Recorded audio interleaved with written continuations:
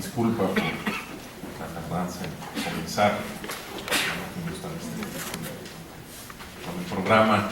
El Instituto de Investigaciones Jurídicas les da la bienvenida a este seminario sobre la reforma energética.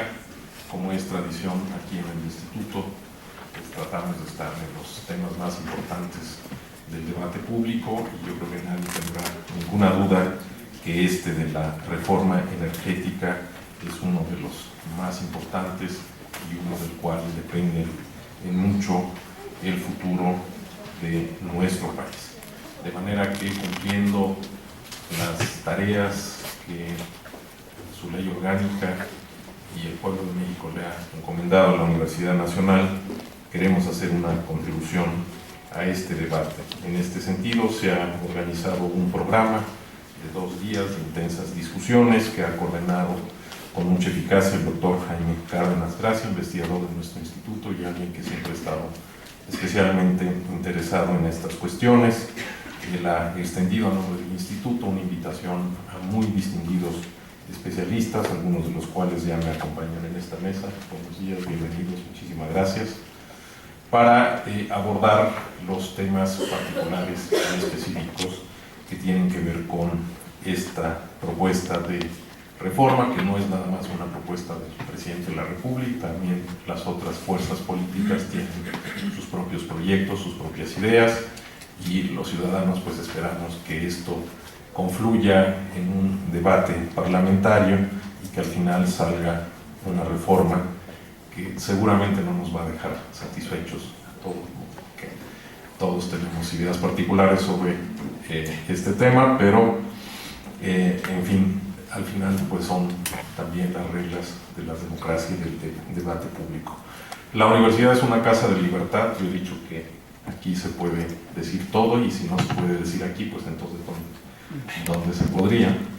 Pero también es muy importante pensar, sobre todo tratándose de temas muy sensibles que despiertan pasiones fuertes, como este de la reforma energética y el tema del petróleo, pues que lo haremos con mucha cordialidad, lo haremos con mucho respeto, con mucha altura. Por supuesto, el tema de la reforma energética pues tiene ramificaciones técnicas, ¿no?, muy particulares, que a veces no acabamos de entender del todo. Tiene cuestiones jurídicas, particularmente cuando el derecho es un instrumento para ayudar a tomar y aplicar decisiones, y por supuesto también hay cuestiones políticas. Yo puedo imaginar que todo esto estará de alguna manera implicado en los debates del seminario en estos 2 días. Bien, yo no quisiera decir nada más sobre los temas, lo dejaremos aquí a las discusiones de cada una de las mesas. Quisiera nuevamente agradecer al doctor Cárdenas, a quienes han aceptado participar en las mesas, a ustedes por su interés, a quienes nos siguen a través de internet, de TV Jurídicas, y finalmente pues en todo lo que se refiere a la difusión de nuestros debates. Yo estoy seguro, aunque a veces no conocemos los caminos de la influencia que pueden tener estos debates, pero yo estoy seguro que haremos una contribución nada insignificante a estas cuestiones tan debatidas. No sé si el doctor Jaime Cárdenas quiera agregar algo más. Buenos días, Héctor, agradecerte por inaugurar este seminario, por tu presencia aquí y desde luego por la presencia de todas las personas que están en este auditorio, que nos están escuchando o viendo por internet. Desde luego a los ponentes de esta primera mesa, que versa sobre los referentes históricos de la electricidad y de los hidrocarburos, que son el doctor Lorenzo Meyer, el doctor John Ackerman y el doctor Javier Patiño Camarena. Y tendremos estas mesas, que son 8, tanto el día de hoy como el día de mañana. El día de hoy pues nos encargaremos de analizar los temas históricos, los temas de geopolítica, los modelos de contratación en la industria energética y las consecuencias de la inversión extranjera en la industria energética. El día de mañana veremos la naturaleza jurídica de Pemex y de la Comisión Federal de Electricidad, discutiremos sobre la renta petrolera y el destino de la renta petrolera, asimismo el tema de derechos fundamentales de pueblos y de comunidades indígenas en la reforma energética y alguna discusión final de tipo político sobre la viabilidad de estas reformas. Entonces esperemos que sea útil y provechoso para todos los asistentes y agradezco mucho a los ponentes por haber participado, por participar en esta primera mesa. Y agradecemos mucho al director para que ya declare formalmente inaugurado porque tiene un viaje fuera del país. Entonces, hoy es con grado de dificultad, me voy a disculpar de que tenga que ir corriendo, tengo que llegar al aeropuerto y según están diciendo los noticiarios, pues los maestros están bloqueando ahí alguna parte de los accesos, entonces aunque mi vuelo es hasta las 2 de la tarde, pues ojalá que pueda pónganme changuitos para que pueda llegar a tiempo. Pues bien, damos por inaugurado este seminario, ya no le quitamos más tiempo a la primera mesa que estaba programada para iniciar a las 9 de la mañana. Muchísimas gracias por acompañarnos, que sea un éxito. Jaime, el viernes me podrás decir qué pasó aquí en el seminario, porque yo tengo un viaje a Santo Domingo y estaré aquí con la Muchas gracias. Muy buenos días, bienvenidos.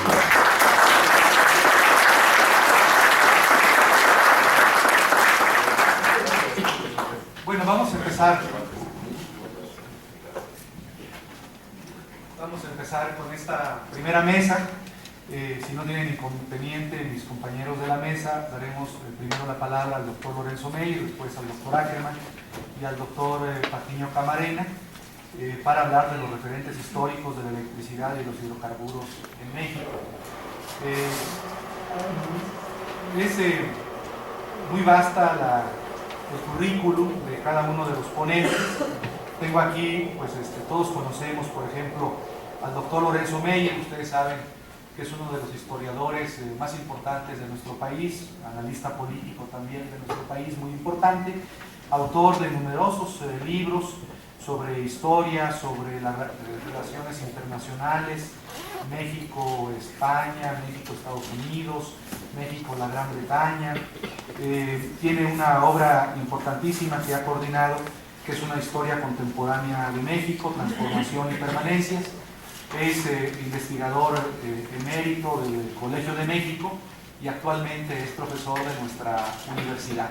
Entonces, no quiero detenerme leyendo todo el currículum del doctor Meyer, que es amplísimo. Su último libro, que se lo recomiendo, yo lo estoy leyendo, se llama Nuestra tragedia persistente, la democracia autoritaria en México, que es publicado por Random House Mondadori en 2013, que es una obra muy importante para entender el México contemporáneo. Tiene la palabra el doctor Lorenzo Meyer. Sí.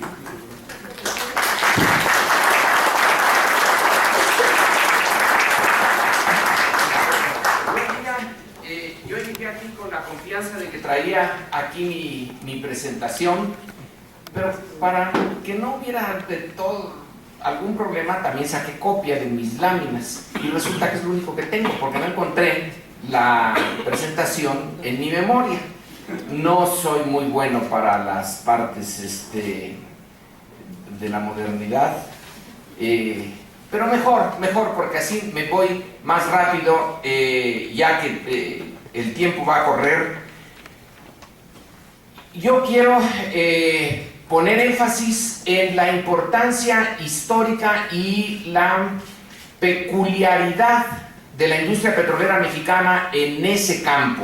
Ningún otro país de los que hoy son países petroleros importantes tiene un pasado histórico de la naturaleza del mexicano, y creo, esa es mi premisa, que ahí hay un capital político que se puede tirar por la ventana o se puede usar para el futuro inmediato y para el largo plazo en México. Entonces voy a poner énfasis en eso, no nada más en lo que se va a discutir, supongo yo mucho, que es la renta petrolera, cómo se va, quién se la reparte, qué le va a tocar a cada quien en el futuro.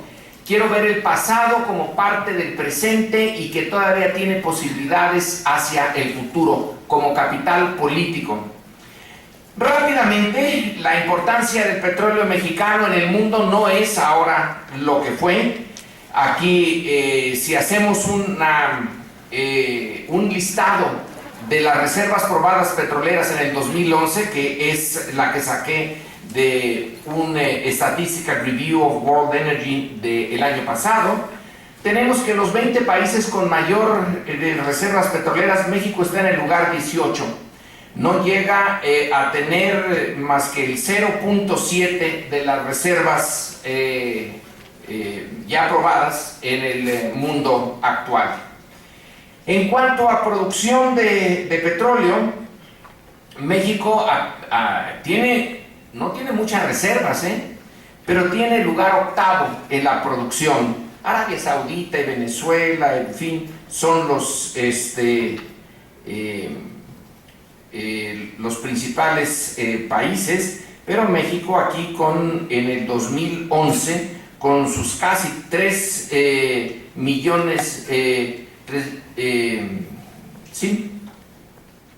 barriles diarios, bueno, quiere decir que nos estamos gastando más de lo que las reservas permiten. Si estamos en un lugar tan relativamente bajo en reservas, pero tan relativamente alto en producción, y entre los exportadores, entre los 15 principales exportadores de petróleo, México ocupa el sitio 12 con 1,5 millones para el año de 2011 de barriles de petróleo exportados. Bueno, el petróleo en México y en muchas otras partes es, entre otras cosas, una fuente de impuestos, y ahí es donde va a empezar la historia política difícil del petróleo mexicano, en los impuestos. Hoy los ingresos del fisco mexicano son el 19% del PIB, y según esta gráfica de la OCDE, de los países listados, es México el que tiene la participación más baja. Su estado es relativamente débil, es bastante incapaz de cobrar impuestos. Por eso la reforma fiscal y la reforma petrolera están de la mano. El fisco recaba un 18% del PIB, pero de este total, 18-19%, el 35% lo provee la industria petrolera. O sea, más de un tercio. El fisco de México recaba poco, y de ese poco, un tercio se lo da el petróleo, y estamos comparándolo con países que no tienen petróleo. O sea que realmente sin el petróleo, este estado mexicano no funcionaría. Hay otros estados que funcionan mejor y tienen más recursos y no tienen petróleo. Algo pasó y está pasando en México en relación al fisco, a la capacidad del estado y al petróleo. Bueno, voy al principio. Yo trabajé el tema del petróleo hace mucho tiempo sin pensar que me iba a encontrar con que este tema se iba a volver políticamente importante. Yo lo trabajé porque me pareció un ejemplo de uno de los pocos ejemplos exitosos de la política exterior mexicana, de un enfrentamiento con los grandes de ese momento, de principios del siglo XX, con Estados Unidos y con Inglaterra, para arrancarles el control del petróleo. Costó mucho, eso es lo que yo digo, que ahí hay una inversión política que no podemos darnos el lujo de tirar. El porfiriato es el principio. La idea del porfiriato es el apoyo a lo que era la industria más importante, que son los ferrocarriles. Había que sacar petróleo para darle combustible a los ferrocarriles, y el ferrocarril era la vena, las venas del país, era lo que lo había integrado. Antes en realidad no había un estado nacional como tal, había regiones, economías regionales y economías y políticas regionales. Los ferrocarriles nos dan la posibilidad, con esta geografía tan dura que tenemos, de ser realmente un país.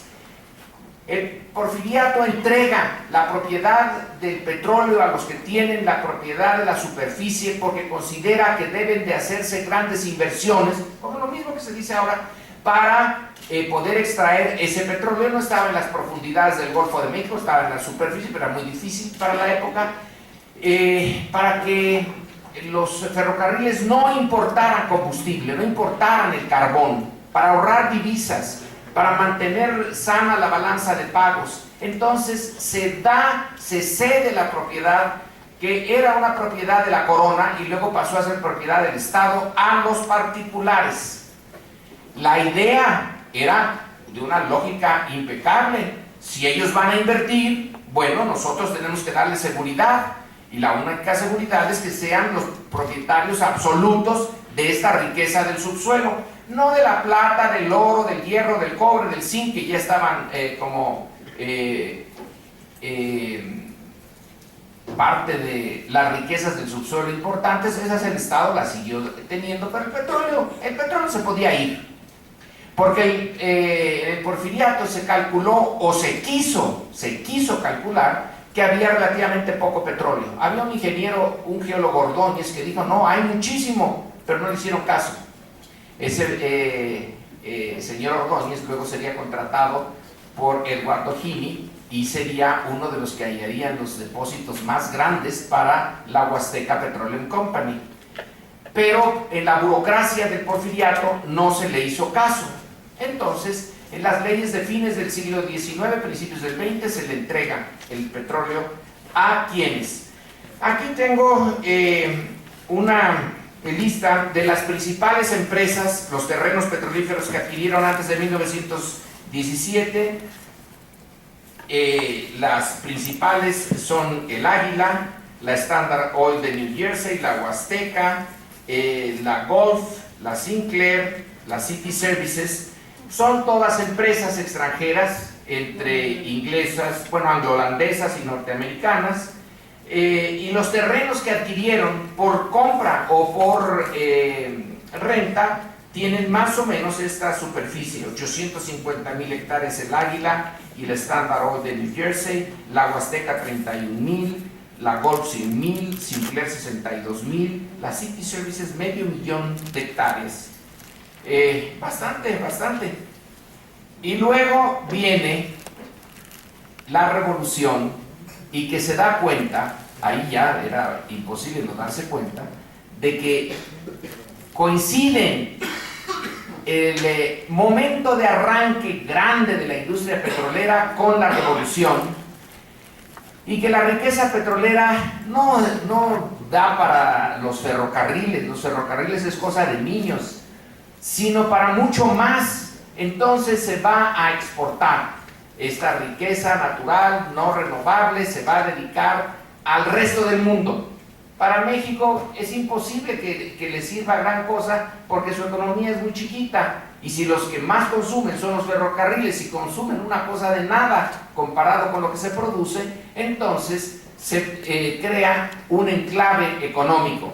Son estas empresas, en particular la Huasteca y el Águila, son las dos empresas, no por los terrenos, sino por la inversión que hacen y la capacidad de comercialización que tienen, de refinación y comercialización del petróleo, son las dos más importantes.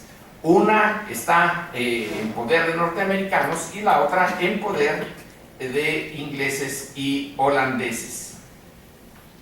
Entonces empieza, aquí traía yo mi gráfica de la producción del petróleo, y la coincidencia: revolución, caída del régimen porfirista, una energía social y política nueva, y una industria nueva que el Estado mexicano tiene la necesidad, la obligación de extraerle recursos y de tener en el petróleo una fuente de ingresos que no puede simplemente dejar. Entonces el Estado va a demandar una parte de ese petróleo, pero las concesiones están hechas de tal manera que la industria está libre de impuestos, salvo por el del timbre. Ahí viene el conflicto de fondo, desde Madero hasta Calles, por aumentar la participación del Estado de esa renta petrolera. Pero los documentos esenciales, principales, impedían que los impuestos fueran realmente extraídos como se deben. Entonces, ¿cuál es la proporción de impuestos entre los ingresos del gobierno y lo que recibe de petróleo? Yo nada más encontré a partir de 1918 el cálculo del monto de ingresos petroleros y el monto general de los impuestos.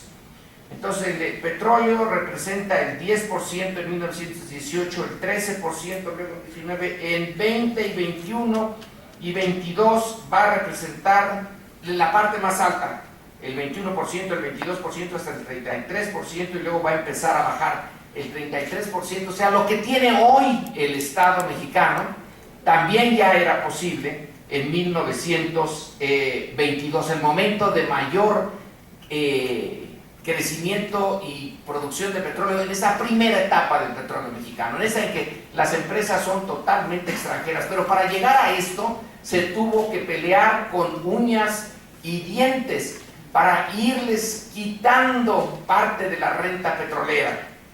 El choque principal no es el de Madero por haber puesto sus 20 centavos de impuesto por la exportación de tonelada de petróleo, sino la Constitución de 1916 que entra en vigor en 17. Ahí lo que me llama la atención enormemente es que la reforma petrolera, esta sí es reforma petrolera en serio, que se lleva a cabo en Querétaro, no se discute. No hay discusión entre los constituyentes, se desgarraron y se dieron hasta con las curules por lo de la educación, la reforma agraria, pero no por el petróleo. Pasó desapercibido. El petróleo se renacionaliza, se le devuelve a la nación sin que el Congreso realmente lo tome como algo muy importante, lo toma como algo una medida que para la mayoría de los constituyentes no tenía la relevancia que tenía, por ejemplo, el papel de la iglesia o cómo se iba a hacer la educación y desde luego la reforma agraria. Esa sí es importante.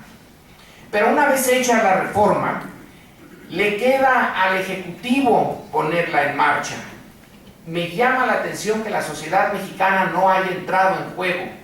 No hay manifestaciones ni momentos de apoyo para decir, oigan, vamos a imponer lo que dice el artículo 27 y vamos a extraer de la renta petrolera lo necesario para llevárselo al Estado mexicano.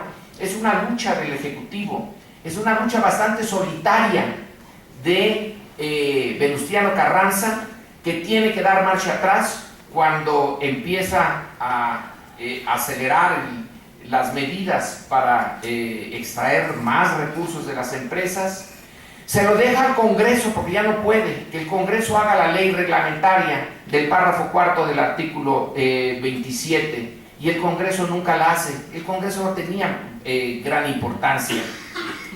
Luego viene el momento difícil de Obregón, en donde el reconocimiento que no se lo da a Estados Unidos por haber llegado a la presidencia a base de trancazos y haberse deshecho de manera un tanto inapropiada de Carranza, Washington no le da el reconocimiento y le obliga le pide un tratado entre Estados Unidos y México, en donde se condiciona, entre otras cosas, el reconocimiento al respeto absoluto de los derechos adquiridos antes de 1917 por las empresas extranjeras. Ahí la soberanía mexicana está, pero contra la pared, entre la espada literalmente y la pared. Vienen los acuerdos de Bucareli. Ese es un momento fundamental en el cual se deja con la debida ambigüedad lo del petróleo. No se dice ni sí ni no, sino todo lo contrario. Nada queda resuelto, todo queda pendiente. No son tratados, son acuerdos. En eso se defendió muy, muy bien Obregón. Se acepta que lo conseguido desde 1917, lo caído, pero las empresas extranjeras tienen que probar con un acto positivo que sí habían hecho inversión y que sí pensaban sacar petróleo de sus propiedades, y si las tenían nada más como reserva, entonces no podían decir que tenían un derecho ya adquirido y tenían que someterse a la nueva constitución. Digo que con Bucareli no quedó esto claro porque los representantes norteamericanos no dijeron que aceptaban eso, dijeron que se reservaban todos los derechos de sus connacionales. De todas maneras reconocieron a Obregón. El siguiente gran momento es la primera ley petrolera que pone calles.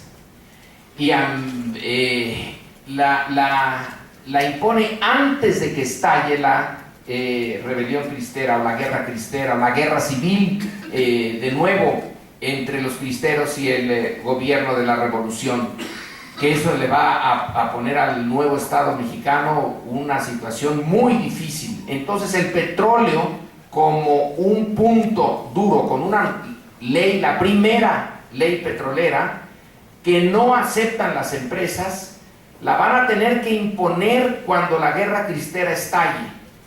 Si de por sí era difícil, en esas condiciones se vuelve extraordinariamente difícil. Estados Unidos es el principal obstáculo, Inglaterra ya no. Es muy complicado señalar por qué Inglaterra se retira de esto desde 1914. Las negociaciones entre el gobierno norteamericano, Inglaterra, el Canal de Panamá, cómo lo echan a los ingleses políticamente de México, aunque no económicamente, y queda Estados Unidos como la única potencia que tiene influencia real en México. Es el límite a nuestra soberanía. Ya Europa no cuenta, no sirve ni para bien ni para mal, es Estados Unidos. Y esta ley petrolera es rechazada por las empresas y por el gobierno del presidente Coolidge y por el embajador Sheffield, que es el principal oponente de esto. Hay la posibilidad de una solución vía la violencia, no que Estados Unidos fuera a invadir México, pero sí a invadir las zonas petroleras para que no se interfiera con los derechos adquiridos de sus compañías. Pero antes de que se llegue a ese problema, en donde el Congreso norteamericano, los demócratas, no están tan seguros de querer apoyar a Coolidge en un problema así, ya que tienen el problema de Nicaragua y todavía no lo resuelven, entonces se llega a un acuerdo, el acuerdo Calles-Morro, que es otro hito en esto. Ese acuerdo echa para atrás la reforma, la ley petrolera, la reformula el gobierno mexicano de acuerdo a lo que le pidió el nuevo embajador Dwight Morrow, y lo hace el consejero jurídico de la embajada norteamericana, Reuben Clark Jr., que luego será embajador en México. Él personalmente reformula la ley petrolera, se la dan a Calles, Calles la pasa al Congreso y el Congreso la acepta. El Congreso entonces no sirve para nada. en esta materia, y me sospecho que también ahora vamos por ese camino. Ahí ya las cosas están dichas y hechas de antemano, pero en este momento es clarísimo, es la Suprema Corte la que le concede amparos a las compañías, y con base en esos amparos, esas decisiones de la Suprema Corte, se echa abajo la ley petrolera, y entonces esta ley petrolera decía